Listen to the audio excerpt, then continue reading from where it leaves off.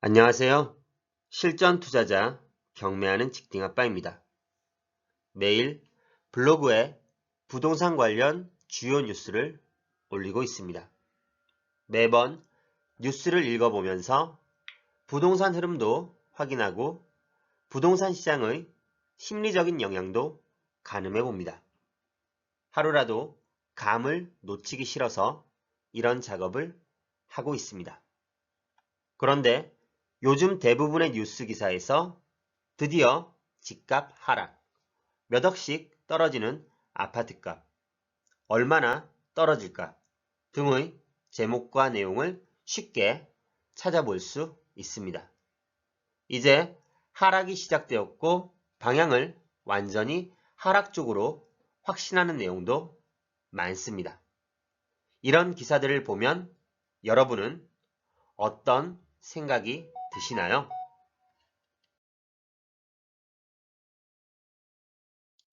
일반적으로 대다수의 사람들이 동의를 할 것입니다.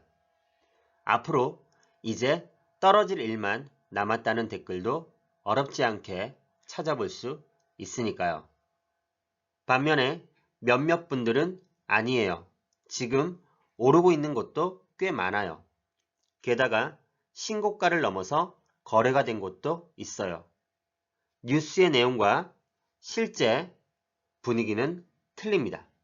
라고 하는 사람들도 있습니다. 과연 누구의 말이 현재 상황을 제대로 보고 있는 것일까요? 나아가 어떤 판단을 해야 결과적으로 이득일까요? 그럼 이를 위해서 부동산 시장 흐름의 변화를 살펴보겠습니다. 작년 중반 그리고 초기 후반까지도 상승세는 이어졌습니다. KB통계 시계열 등을 보면 정말 불바다처럼 빨간 곳이 대부분이었고 불장이라는 말을 눈으로 쉽게 확인할 수 있을 정도였습니다. 그런데 영원할 것 같은 상승세가 꺾이기 시작했습니다. 다들 체감하시나요? 왜 그럴까요?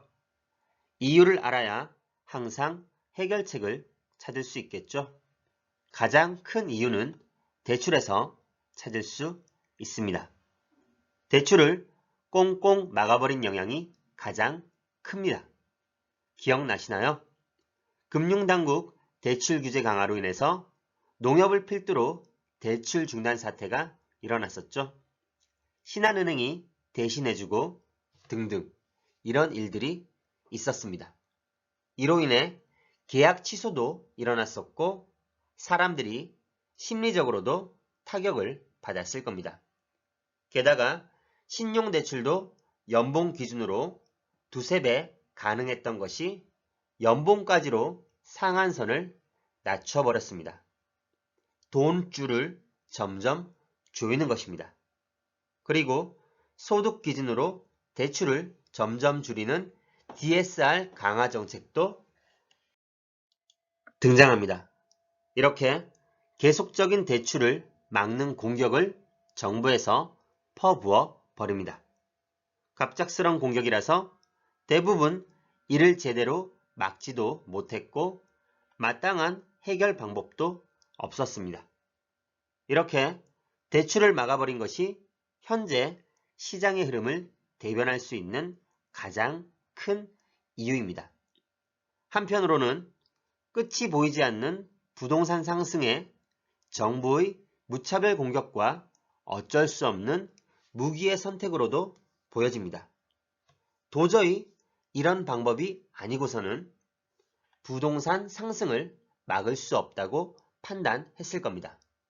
추가로 기준금리도 같이 도와주고 있습니다. 계속 오르고 있죠? 최근까지 3번 연속으로 금리 인상이 결정되었습니다. 대출 규제 플러스 금리 인상. 압박이 상당히 심하죠? 결국 집을 못 사도록 만들겠다라는 목적과 목표입니다. 대출을 인위적으로 막아버리다니. 투자와 투기가 아니더라도 대출은 기본적인 생활을 위해서 꼭 필요한 경우가 많은데 안타깝습니다. 일단 집을 못 사도록 막는 목적은 이루어지고 있는 듯 보입니다. 사고 싶어도 대출이 안 되니까 말이죠. 그리고 파는 사람도 호가를 크게 낮추지 않으니까 거래는 점점 줄어들고 있습니다.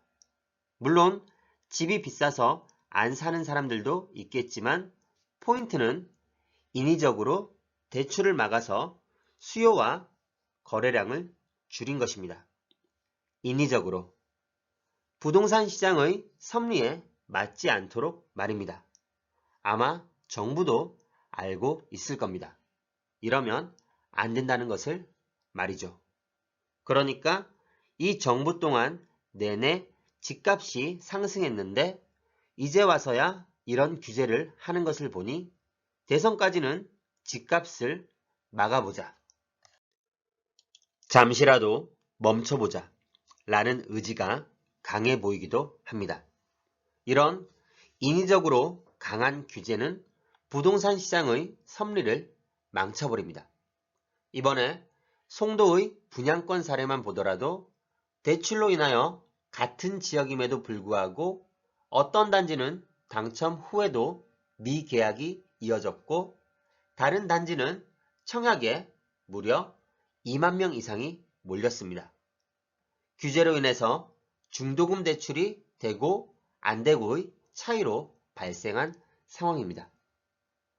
은행도 어떻게 보면 이익을 추구하는 회사이자 기업인데 가장 수익이 높은 대출 상품을 못 팔게 하니 이것도 문제입니다. 억지로 틀어막은 꼴이 되어버렸습니다. 자, 그럼 생각해 보시기 바랍니다. 앞서 이유를 알아야 해결책을 찾을 수 있다고 했습니다. 따라서 뉴스에 나오는 집값 하락 기사 내용의 원인을 지금까지 말씀드렸습니다. 어떻게 보시나요? 과연 집값이 하락되고 정말 크게 떨어질까요? 저는 개인적으로 잠시 쉬어가는 구간이라 생각됩니다. 실제로 하락보다는 상승의 폭이 둔화된 곳이 대부분이기도 합니다. 물론 하락으로 이어질 것이라 보는 분들도 계십니다. 의견이라는 것은 늘 다양하니까요. 그러나 하락이라면 언제까지 이어지고 어디까지 떨어질까요? 우리가 잘 알고 있는 부동산 시장의 대표적인 하락 시기는 IMF와 금융위기 때입니다. 그리고 이 당시 하락의 폭도 10에서 20%를 벗어나지 않았습니다. 반대로 우리는 부동산 시장의 상승을 최근 몸소 체험했습니다. 다주택자들의 대출을 막고 부동산 관련 세금 인상을 포함하여 여러 가지 정부의 규제 대책이 나오면서 잠시 쉬었다가 다시 크게 상승하는 시장을 경험했습니다. 물론 이때에도 부동산이 하락한다는 뉴스 기사가 대부분을 차지했습니다. 자, 이제 선택의 시간입니다. 어디에다 베팅하실 건가요? 무주택자, 다주택자의 포지션에 따라 순간순간의 결정은 달라질 수 있겠지만 방향성은 동일하다고 봅니다. 누더기처럼 쌓여가는 규제에 무주택자들은 내 집 마련의 기회를 날리고 실거주 1주택자들은 세제 해결을 못해서 갈아타기를 포기하고 정치 논리에 주거 자유마저 침해한다는 생각이 들어 안타깝습니다. 하지만 어쩔 수 없이 본인들의 사고방식에 따라 각자 도생해야 하는 시기입니다. 저의 베팅은 물론 후자입니다.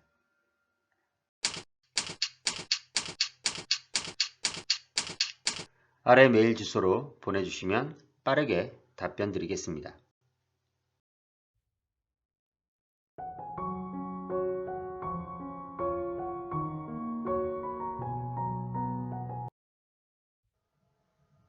네이버 카페에 오시면 더 많은 정보를 확인하실 수 있습니다.